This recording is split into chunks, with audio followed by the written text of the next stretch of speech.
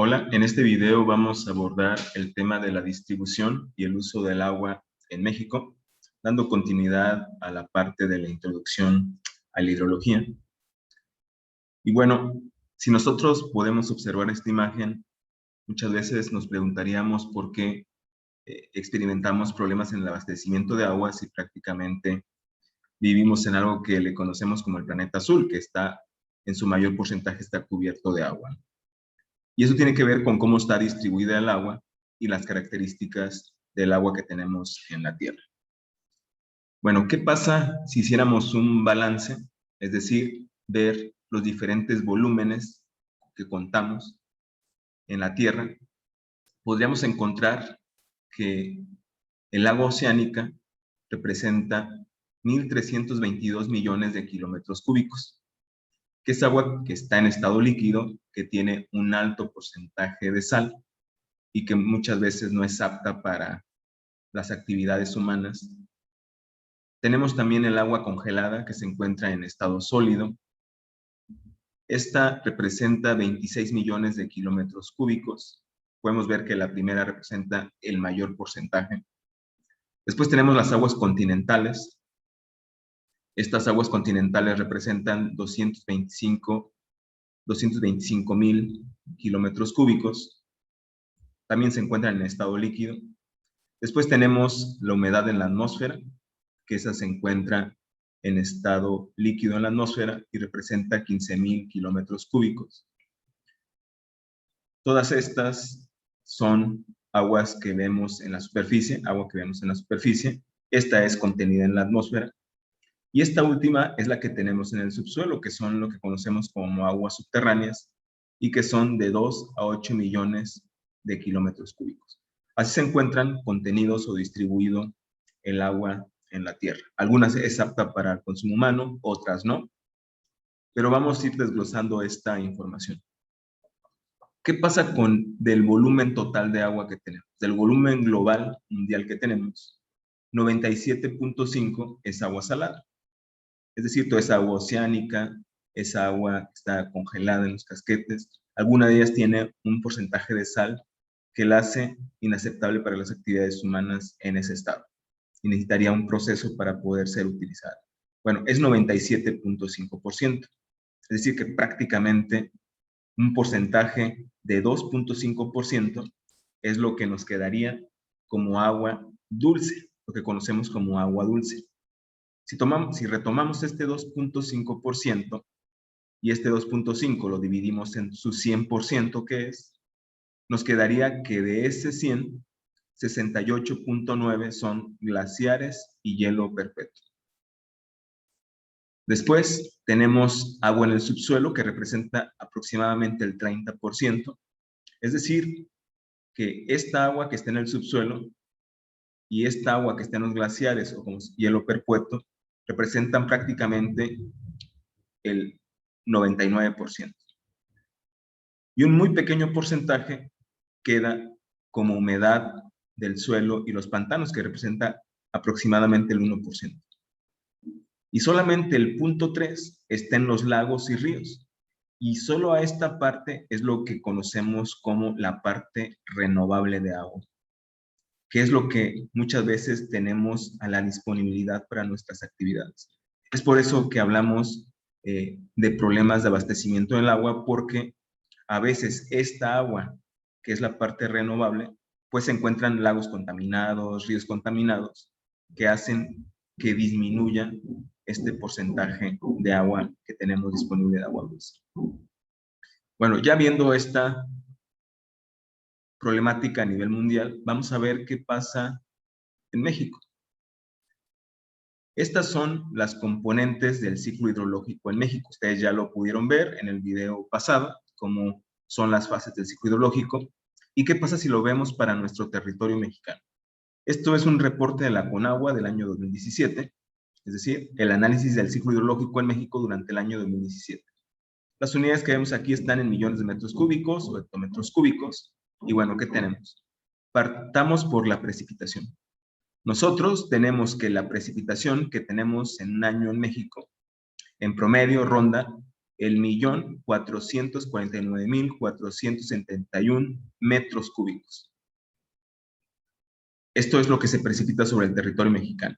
Ahora, de esto, 1.045.835 se pierden por evapotranspiración.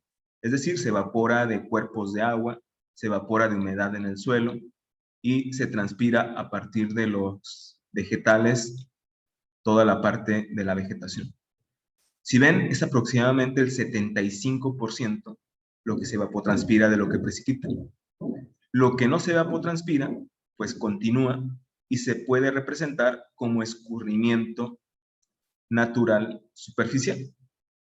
Y entonces esto representa 311.091 hectómetros cúbicos. Claro, no todo va a escurrir. Alguna parte se va a perder por infiltración. Esta pérdida por infiltración se va a ir al agua del subsuelo, va a recargar esos cuerpos de agua subterránea que conocemos como acuíferos y van a representar 92.544. Ahora, de este volumen, tenemos algunas entradas y salidas a los sistemas, porque estamos moviendo agua de un sitio a otro, y entonces tenemos entradas de 48.380 hectómetros cúbicos, salidas por 432 hectómetros cúbicos, y después tenemos la parte del agua renovable. Bueno, estas entradas y salidas son lo que, por ejemplo, México recibe de cuencas fronterizas, lo que le entra por cuencas que tienen frontera con Estados Unidos, con Guatemala, y también hay alguna salida, ¿no? Los ríos a veces nacen, por ejemplo, el caso del río Bravo, nace en Estados Unidos, pero descarga en México. Y tenemos que de esta recarga a los acuíferos, tenemos otra parte de agua renovable en el agua en el subsuelo, que son 451.584 hectómetros cúbicos.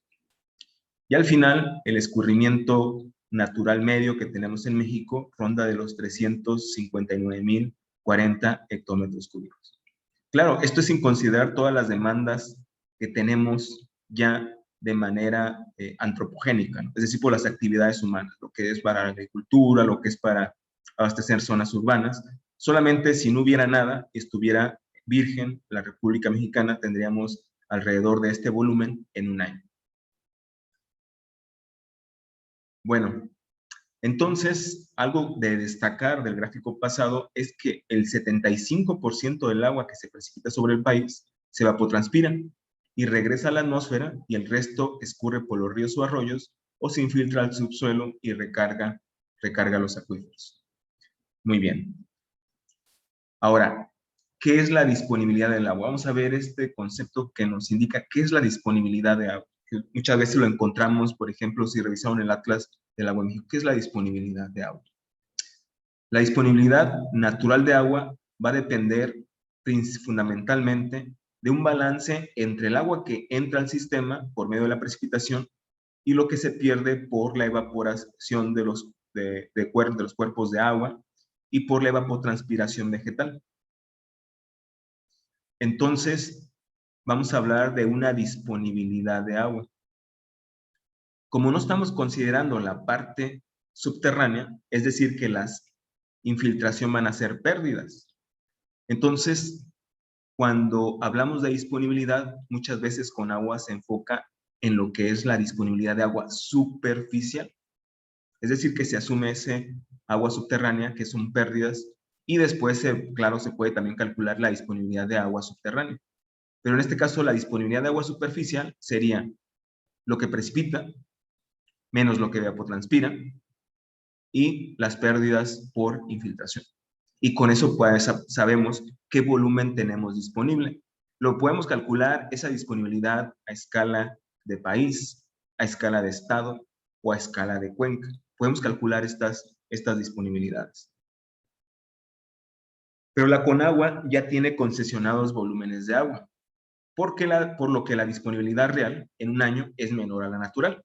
Es decir, que nosotros podemos calcular la disponibilidad natural a partir de un balance, pero si a ese balance le metemos las salidas por agua concesionada, sea particulares, sea empresas, con eso podemos saber cuánto en realidad tenemos disponible. Cuando existen zonas de la República donde todavía existe disponibilidad, se puede otorgar una concesión. Una concesión no es más que un permiso para que una persona disponga de un volumen de agua, sea para riego, sea para actividades industriales, sea para poder abastecer zonas de abastecimiento. Por ejemplo, Chiapacop, que es el organismo que lleva a cabo las tareas de abastecimiento y saneamiento de agua en lo que es la zona conurbada Colima-Villa de Álvarez, pues tiene una concesión de un volumen de agua. Y así un particular que utiliza agua para riego de algún sistema de riego, pues tiene concesionado un volumen. Si tenemos una cuenca donde el balance nos da 0, quiere decir que lo que entra menos lo que sale es igual a 0, pues ya no hay volumen disponible. Por lo tanto, no es posible otorgar una concesión. Y es cuando se declaran vedas para concesiones, es decir, no hay permisos para tomar agua en ese espacio del territorio. Muy bien. Vamos a ver desde otro enfoque la disponibilidad natural, vinculadas a 3 aspectos. Lo que es la cantidad de población, cómo está distribuida la población, y cómo está el Producto Interno Bruto, y ver cómo es la disponibilidad a lo largo del país. Bueno, si ustedes pueden ver, tenemos esta parte, la parte norte, centro y noreste, que está dibujada de color naranja. Cualquier persona que habite en esta zona tiene una disponibilidad metro cúbico habitante año de 1,835 metros cúbicos. Es decir, que una persona que habita en todos estos estados puede tener durante un año 1,835 metros cúbicos. Eso es en promedio. Esto es en promedio. Es decir, que puede ser que en realidad una persona que vive aquí, que sería Michoacán, o Jalisco, o Colima, puede tener o más o menos que esto, ¿no? Esto es el promedio de toda esta región. Si nos vamos a la parte marcada en verde, que sería la parte del sureste, pues que incluye los estados de Guerrero, una parte de Oaxaca, bueno, Oaxaca completo, una parte de Guerrero, Veracruz, Tabasco, Campeche, Quintana Roo, Yucatán, podemos ver que en esta zona la disponibilidad crece hasta los 13,290. Pueden ver que hay un orden de diferencia de 7 magnitudes. Es decir, una persona que tenga aquí tiene mayor volumen disponible que una persona que está acá. ¿Y esto por qué? Porque está vinculado a la precipitación. Entonces esto nos indicaría que como que aquí tiende a llover más que en esta zona. Si continuamos con esto, si calculáramos el promedio nacional, a nivel nacional, un habitante en México podría disponer de 4,505 metros cúbicos en un año. Este es el promedio. Pero si lo empezamos a desglosar por regiones, por estados, por hasta escalas más pequeñas como cuencas, podemos ver que va a haber una variación en esos valores importantes. Bueno, vamos a enfocarnos en esta zona de disponibilidad alta, que es la del sureste. Si lo viéramos a escala de estados, podríamos ver que aunque en promedio es 13,290, por ejemplo, para el estado de Campeche, una persona tiene una disponibilidad de 25,840. Es decir, es mayor que la media, ¿no? Y es 12 veces mayor que lo que tiene una persona que esté en el norte, centro y noreste. Ahora, ¿qué pasa en las zonas bajas? Pues que hay zonas muy críticas. Por ejemplo, el Distrito Federal y el Estado de México, donde una persona tiene de disponibilidad 190 metros cúbicos habitante año. Y son la zona de las disponibilidades más bajas del país. Pueden comparar estos 190 contra estos 25,840. Pues bueno, eso representa pues un problema importante que se tiene que estar solventando para poder abastecer esas necesidades y que está muy vinculado a la concentración de la población. Como ustedes seguro habrán leído algunos en libros de historia, a partir de los años 60 se presentó una migración de las zonas rurales a las zonas urbanas, generando estos grandes centros de población que tenemos, como la Ciudad de México, como las ciudades en el Estado de México, Guadalajara, Monterrey, Puebla, que han crecido de manera importante y han requerido servicios. Y entre esos servicios, uno de ellos es el abastecimiento de agua potable y su saneamiento. Bueno, ahora vamos a ver algo importante. Si viéramos, por ejemplo, cómo está la población, veríamos que 77% de la población vive en las zonas de disponibilidad que le podríamos llamar para este fin baja, mientras que 23% se concentra en esta zona que serían de disponibilidad alta. Es decir, que tenemos un mayor porcentaje de población viviendo acá que la que está acá. Ahora, viendo el territorio, viendo el Producto Interno Bruto, el 85% del Producto Interno Bruto se genera en estas regiones, que son las de disponibilidad baja. Mientras que en la disponibilidad alta solamente se genera el 15% del Producto Interno Bruto. Y si ustedes recuerdan, el Producto Interno Bruto no es más que un índice de riqueza de un país. Eso nos representa, un índice. Y podemos compararlo contra cualquier país al poder comparar cómo es ese Producto Interno Bruto. Si crece, si decrece, si es negativo, podemos ver cómo va la economía, cómo es la economía del país. Y bueno, relacionado con el agua, vemos que existe esta relación. Por eso es muy interesante cuando uno recorre campos agrícolas en esta zona, que todo está totalmente tecnificado. Y tiene que ver con adaptación a esa escasez de recursos hídrico. Mientras que acá existe una poca tecnificación del campo, todavía existen zonas donde se riega por agua rodada, por inundación, métodos todavía que en muchas regiones se han dejado atrás por la baja eficiencia de los sistemas de riego y por el desperdicio de agua. Bueno, como conclusión de esta lámina, lo que podemos extraer es que existe un agudo problema de disponibilidad de agua en México. Además de que existe una heterogeneidad en la distribución de ese recurso en el territorio. Mientras que aquí existe una baja disponibilidad, aquí tenemos una alta. ¿Y cómo llevarla? No es que podamos llevar solamente líquido para acá, sino que tenemos que hacer una gestión de los recursos. Muy bien. La disponibilidad natural aquí está a escala de regiones hidrológico-administrativas o también conocidas como organismos de cuenca. Y aquí pueden ver cuáles son las que tienen las más altas. Posteriormente, todos veremos cuáles son las regiones hidrológico-administrativas, cómo están divididas estas regiones. Bueno, tenemos regiones que tienen una extremadamente baja disponibilidad per cápita, que no es más que metro cúbico habitante año. Y aquí vemos escala de región de organismo de cuenca o región hidrológico administrativa, que en extremadamente baja, es decir, menor a 1000, se encontrarían estas de color muy claro. Si ven, no hay un organismo que se encuentre en ese color, solamente las cuencas centrales del Valle de México, ¿no? Que es la región 13, con 160 metros cúbicos habitante, esto para el año 2010. Esto fue lo que registró el año 2010. Después, en zona muy baja, entre 1000 a 2000 metros cúbicos habitante, se encuentran la región hidrológico-administrativa Península de Baja California, Río Bravo, se encuentra también Cuencas Centrales del Norte, que es la 7, se encuentra también Lerma Santiago Pacífico, 8, y se encuentra también la número 4, que es Balsas.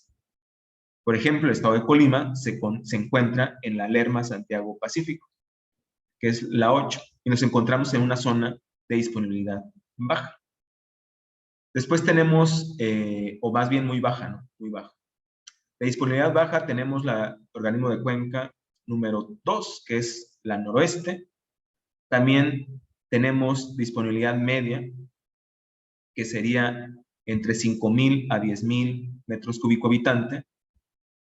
Y en esa media tendríamos la número 3, que es Pacífico Norte, la número 9, que es la Golfo Centro, la número 10, que es Golfo Norte, la número 5, que es Pacífico Sur, y la número 12, que es Península de Yucatán. Y solamente como muy alta tendríamos la cuenca frontera sur. Y aquí pueden ver cómo es esta distribución espacial de la disponibilidad. Esto en el marco de las regiones hidrológico-administrativas o también conocidos como organismos de cuenca. Muy bien. Entonces, podemos ver aquí esta problemática. Aquí se destacan 3 ciudades, aquí pueden verlas. Está Guadalajara, está Monterrey y está la Ciudad de México. Estamos hablando de poblaciones, por ejemplo, en el caso de la Ciudad de México y la zona conurbada, de 19.331.365 habitantes. Para el caso de Monterrey, de 4.080.000. Y para el caso de Guadalajara, de 4.434.000. Ahora, tenemos problemáticas.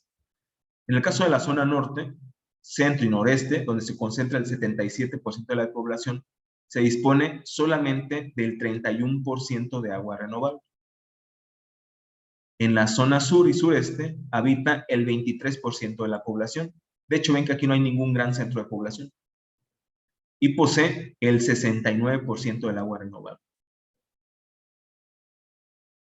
El problema se agudiza cuando tenemos eventos extremos, por ejemplo, como las sequías, como lo que estuvimos experimentando el año pasado y este. Por ejemplo, el año 2011, el 40% del territorio nacional experimentó una sequía.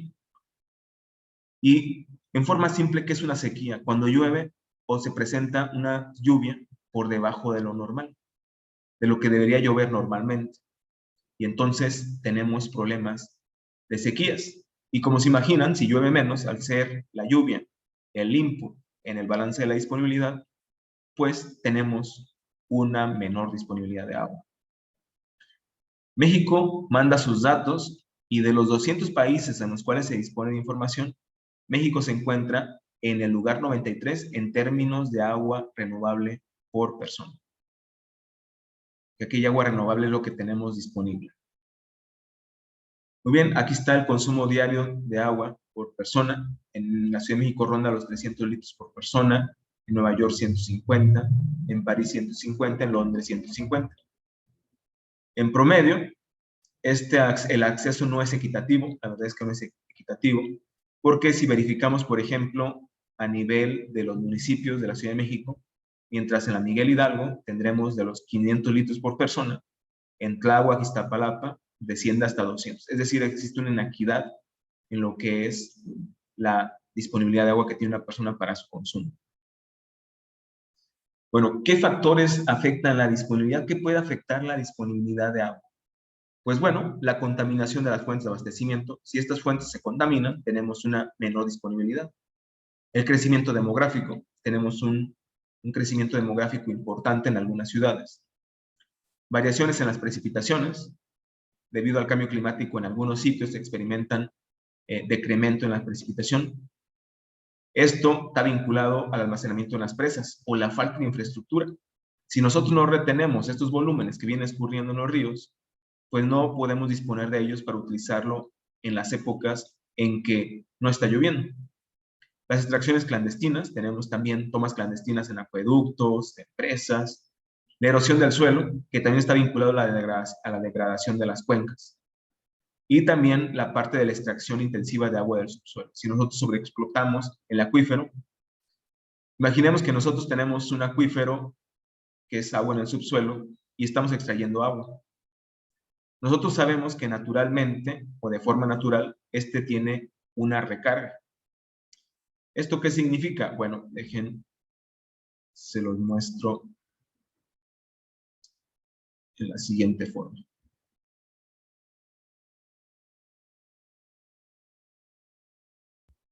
Si yo tengo aquí el subsuelo, aquí tengo cuerpos de agua,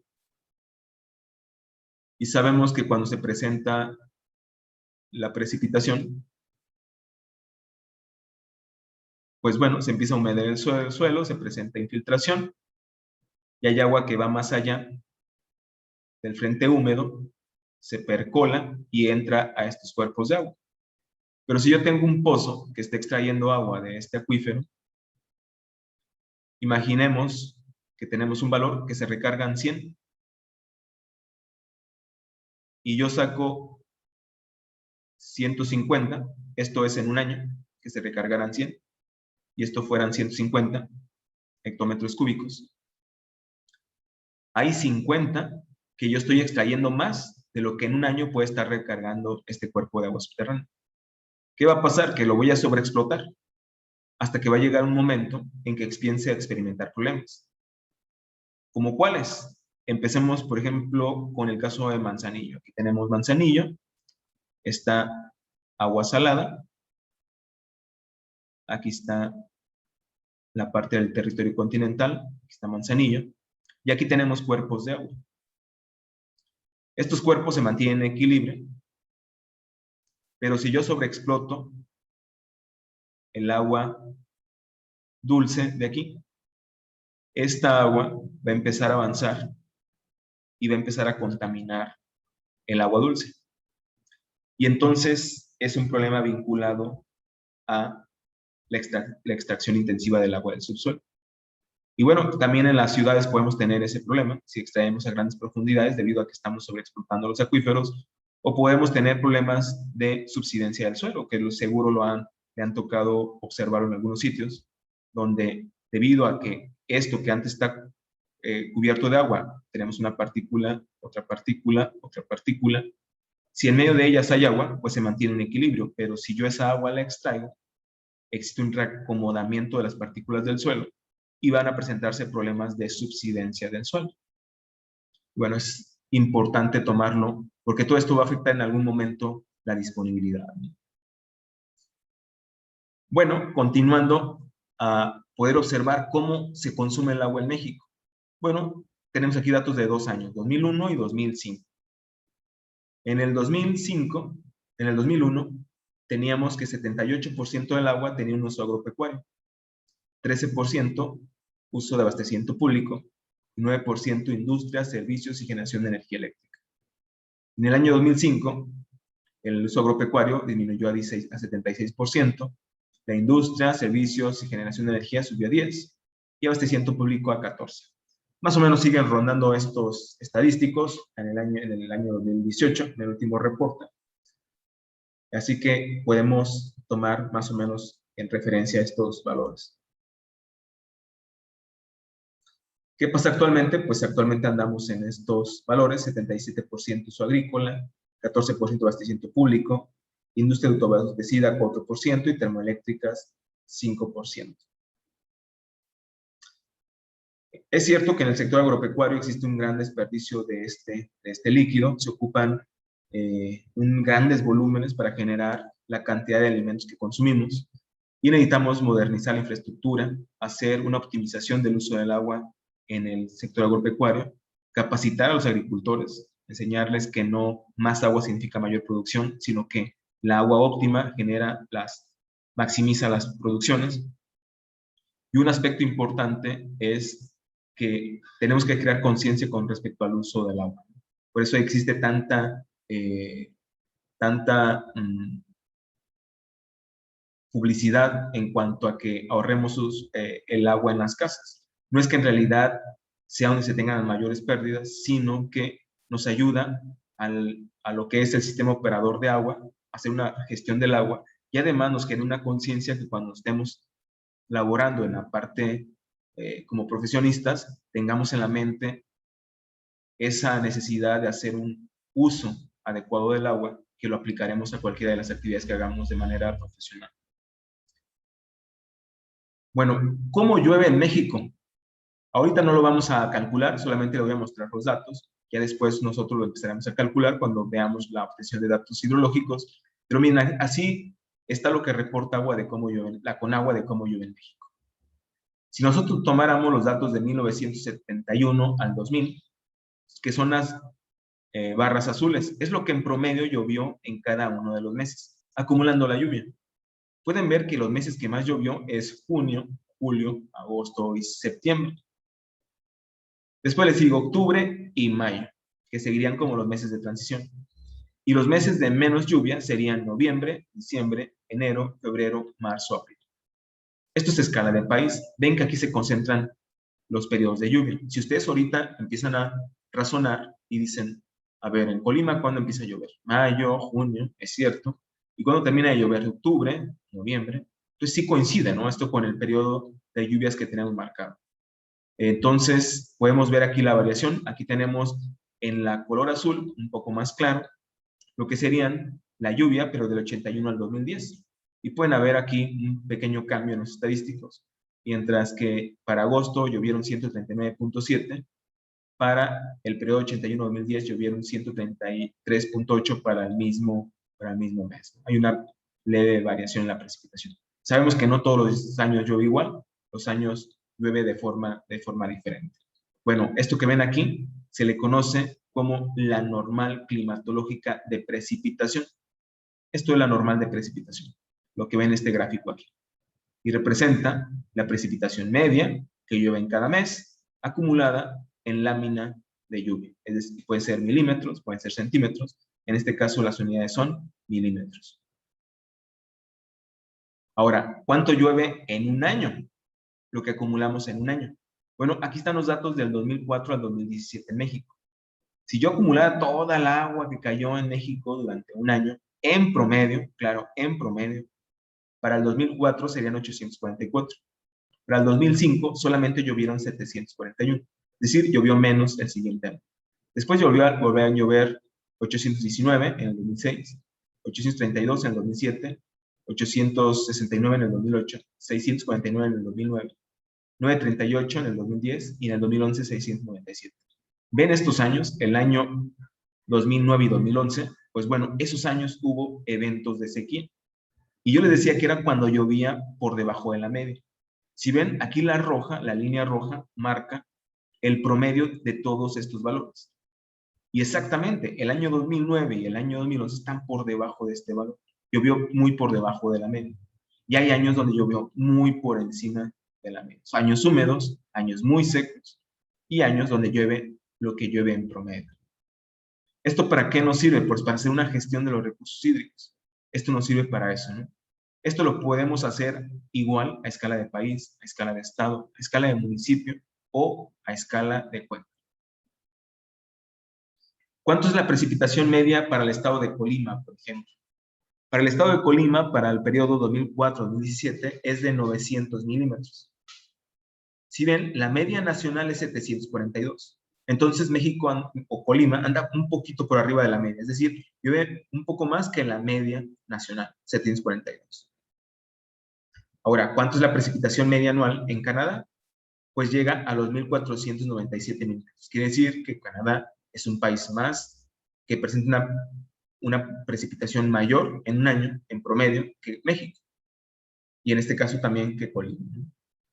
Y, por ejemplo, ¿qué pasa si lo comparamos con Chiapas? Claro, porque esta es la media nacional. Pero en Chiapas ronda de los 1.200 a los 4.000, porque depende en qué zona de Chiapas se haga esa medición. Y aquí lo pueden ver, ese desglose para cada uno de los estados. Y aquí lo pueden comparar. Si aquí buscáramos cuál es el país que presenta el mayor valor, pueden verlo y el estado es Tabasco, con 2.184 milímetros en un año, mientras que la media nacional es 738. Quiere decir que anda 3 órdenes por encima del estado de Tabasco. ¿Y cuál es el que tiene la menor? Baja California, que sería 173.2. Si ven, está muy vinculada la normal de precipitación a la disponibilidad, porque Baja California está en zonas de baja disponibilidad y Tabasco está en una zona de alta disponibilidad. Entonces existe una relación importante, claro, porque está vinculado al ciclo hidrológico. Y bueno, aquí pueden ver la variación. Si ya quieren ver Colima, aquí está Colima, 1922, anda bastante por encima de la media nacional en este caso. Aquí no, para el periodo 81-2010. Perdón, no, Colima es 896, ¿no? 896, que anda poco por encima, no muy por encima, pero sí no tenemos las condiciones de los estados del norte.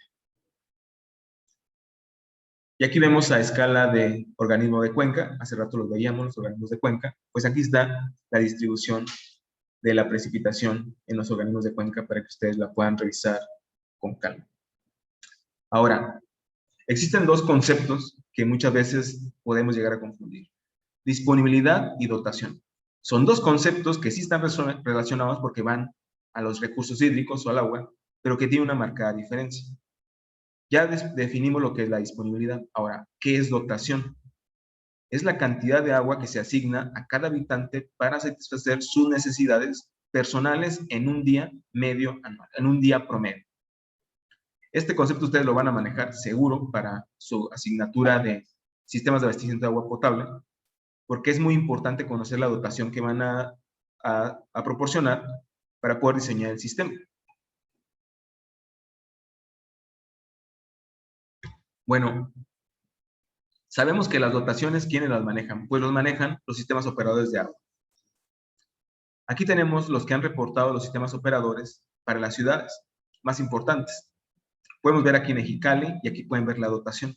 Son en litro habitante día, para un día promedio del año.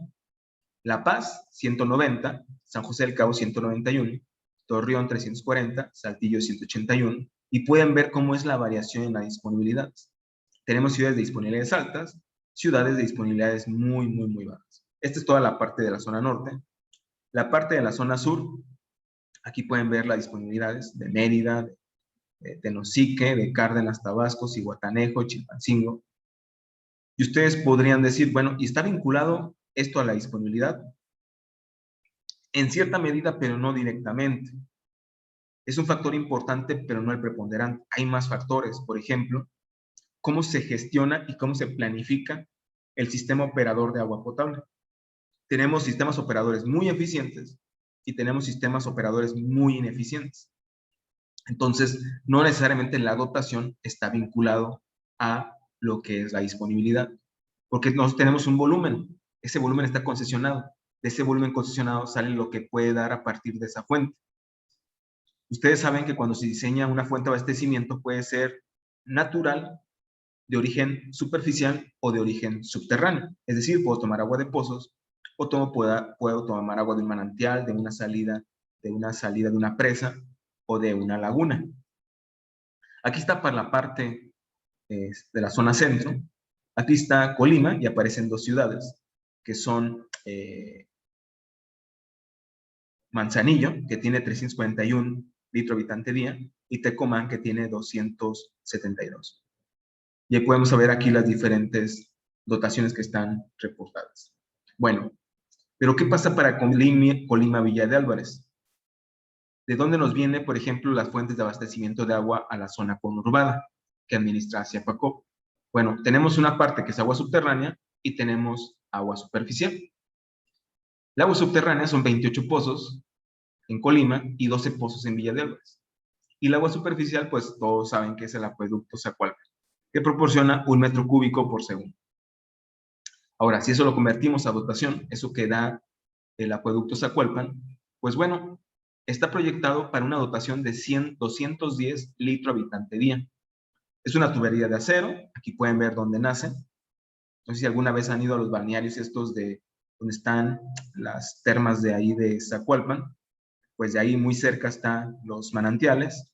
De hecho, esa agua que escurre ahí son de los manantiales y de ahí se tiene la toma del acueducto que llega por el tercer anillo hasta los tanques. Bueno, es una tubería de 36 pulgadas, opera 15 horas al día y bueno, tiene una vida útil esta obra, que es una estructura o infraestructura hidráulica. ¿Qué pasa si sigue creciendo la población? Pues puede bajar la dotación o tenemos que operar más horas al día. Pero si operamos más horas del día, podemos sobreexplotar la fuente. Entonces, tiene que haber un equilibrio, ¿no? Un equilibrio. También tiene que haber un plan hacia dónde va la ciudad de Colima y la zona conurbada y poder planear futuras fuentes de abastecimiento para no seguir sobreexplotando esta, sino hacer una explotación sostenible en el tiempo. Y bueno, con esto vamos a cerrar este video.